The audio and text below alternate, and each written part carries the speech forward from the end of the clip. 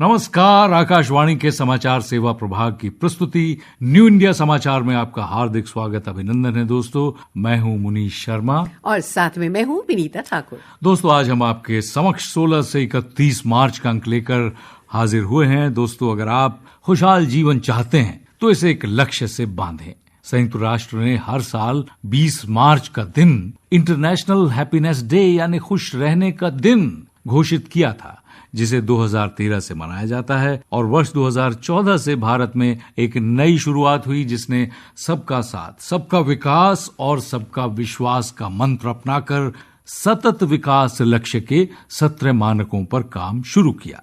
अपनी रणनीति में जनता के सुख और खुशहाली को ध्यान में रखकर बीते 10-11 वर्ष में केंद्र सरकार ने 140 करोड़ नागरिकों के चेहरों पर मुस्कान लाने के लिए सतत विकास लक्ष्यों के अनुरूप लगातार काम किया, जिससे बदल रहा है सामाजिक आर्थिक परिवेश और विकसित भारत की ओर बढ़ने लगे हैं हमारे कदम।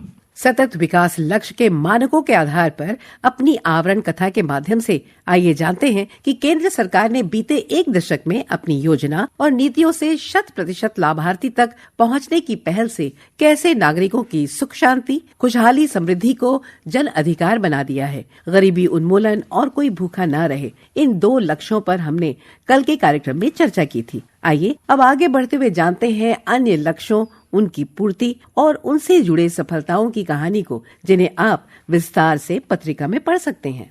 दोस्तों, अगला लक्ष्य है स्वास्थ्य और खुशहाली। जीर्ण और भयावह बीमारियां उन मुख्य कारकों में से एक हैं जो परिवारों को गरीबी और वंचितता की स्थिति की ओर धकेलती हैं। इसीलिए सतत विकास लक्ष्यों में तीसरे स्थान पर स्वास्थ्य और खुशहाल जीवन को महत्व दिया गया। भारत का स्कोर इस क्षेत्र में 2018 में जहां 52 था, वहीं 2023-24 में 77 हो गया। 5 वर्ष से कम आयु की शिशु मृत्यु दर 2016-18 के 36 से घटकर 2018-20 में 32 हो गई। 9 से 11 महीने की आयु वर्ग में बच्चों का पूर्ण टीकाकरण हो चुका है। स्वास्थ्य संस्थानों में कुल प्रसव 97.18% तक पहुंचा है और 70 वर्ष पहुंची जीवन प्रत्याशा। प्रति 1 लाख की आबादी पर आज 49 स्वास्थ्य कर्मी हैं। करीब 1.25 लाख आयुष्मान आरोग्य मंदिर नवंबर 2024 तक चालू हो चुके हैं।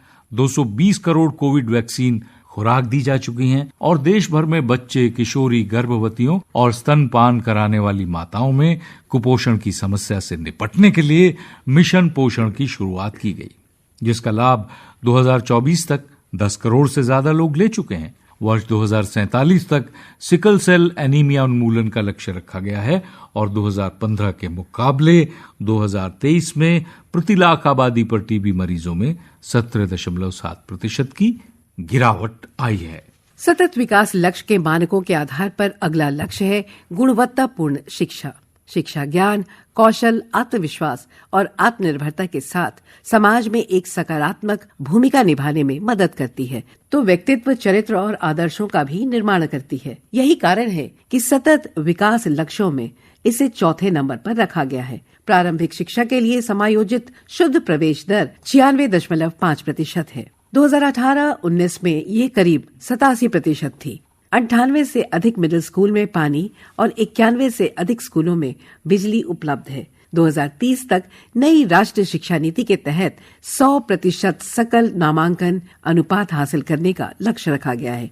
15 वर्ष या इससे ऊपर आयु वर्ग के लोगों की साक्षरता दर करीब 77% पहुंच गई है। 718 एकलव्य मॉडल आवासीय विद्यालय अब तक स्वीकृत किए जा चुके हैं। इनमें से 476 शुरू हो चुके हैं। सरकार ने 2021-22 से 2025-26 तक सरकारी स्कूलों में भोजन उपलब्ध कराने के लिए प्रधानमंत्री पोषण शक्ति निर्माण योजना को मंजूरी दी हुई है। अरुणाचल प्रदेश के तरम निलिंग उन छात्रों में से एक हैं जिनका इंजीनियर बनने का सपना पीएम विशेष छात्रवृत्ति योजना के जरिए पूरा हुआ है। एक और महत्वपूर्ण लक्ष्य है लैंगिक समानता। लैंगिक असमानता पूरी दुनिया के लिए लंबे समय तक चुनौती रहा है। सतत विकास के 5वें लक्ष्य के तहत महिला अधिकारों को महत्वपूर्ण माना गया है और भारत आज उन देशों में शामिल है जहां मजबूत प्रतिबद्धता के साथ विकास के केंद्र में महिला शक्ति के योगदान को सबसे अहम स्थान दिया जा रहा है। 2023-24 में जन्म के समय लिंगानुपात था 930, 2014-15 में ये 918 था। माध्यमिक विद्यालय में बालिकाओं के नामांकन की दर करीब 80% है।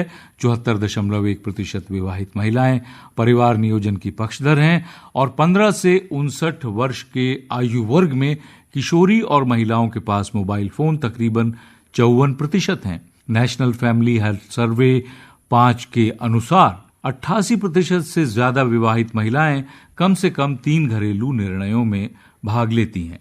नवंबर 2024 तक 4 करोड़ से ज्यादा सुकन्या समृद्धि खाते खोले गए।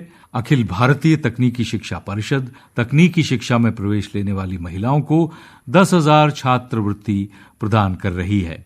महिला हेल्पलाइन 181 ने संकट में लाखों महिलाओं की सहायता की है। कस्तूरबा गांधी बालिका विद्यालयों और छात्रावासों में लैब और स्मार्ट क्लासरूम उपलब्ध कराने का निर्णय भी महत्वपूर्ण है। लगभग 290 करोड़ रुपए की अनुमानित लागत वाली इस पहल से 7 लाख बालिकाएं होंगी लाभान्वित।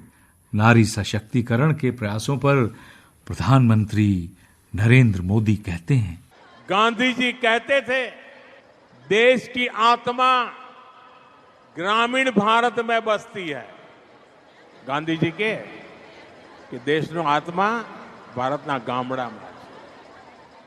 आज मैं उसमें एक पंक्ति और जोड़ता हूं, ग्रामीण भारत की आत्मा ग्रामीण नारी के सशक्तिकरण में बसती है।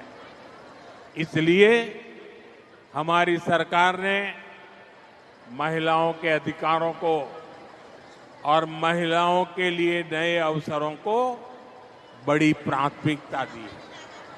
आज भारत दुनिया की 5वीं सबसे बड़ी इकोनॉमी बन चुका है। छठा लक्ष्य है स्वच्छ जल स्वच्छता।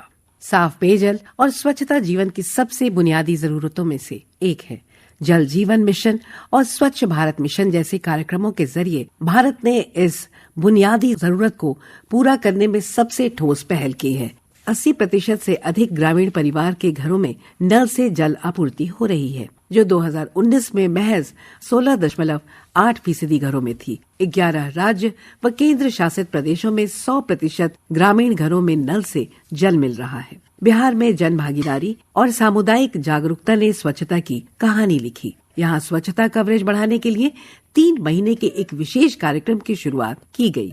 अभियान के तहत अप्रैल से जून 2023 तक हर माह की 15 से 24 तारीख के 10 दिन स्वच्छता को समर्पित किए गए। इसके तहत जीविका दीदी, सफाई कर्मी, स्वच्छताग्रही और अन्य स्वयंसेवकों ने मिलकर स्वच्छता से समृद्धि अभियान चलाया। इसके जरिए श्रमदान के स्वच्छता गतिविधियों के लिए समुदायों को शिक्षित करने, उन्हें अभियान से जोड़ने और स्वच्छता के लिए प्रेरित करने का काम किया गया। इस दौरान सार्वजनिक स्थान, सड़क, कचरा स्थल, गंगा नदी के तट, पर्यटन, ऐतिहासिक और धार्मिक स्थलों की सफाई के लिए व्यापक जनभागीदारी ने गति पकड़ी और नतीजा आज बिहार स्वच्छता कवरेज के मामले में शीर्ष राज्यों में शामिल है।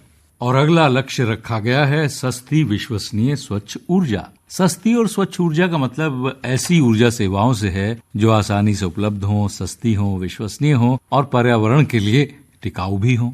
सौभाग्य, उजाला और पीएम सूर्य घर जैसी योजनाओं के साथ मजबूत इरादों के जरिए भारत इस दिशा में अहम कदम उठा रहा है। एक और लक्ष्य है सम्मानजनक काम और आर्थिक विकास। समावेशी और सतत आर्थिक विकास किसी भी देश की प्रगति का सबसे महत्वपूर्ण आयाम है। जीवन स्तर में सुधार के साथ हर हाथ को काम जरूरी है। भारत में पीएलआई जैसी योजनाओं ने जहां आर्थिक विकास को नई गति दी है, तो वहीं बेरोजगारी दर में आई कमी इस लक्ष्य की दिशा में उसकी अहम प्रतिबद्धता को भी दिखाती है।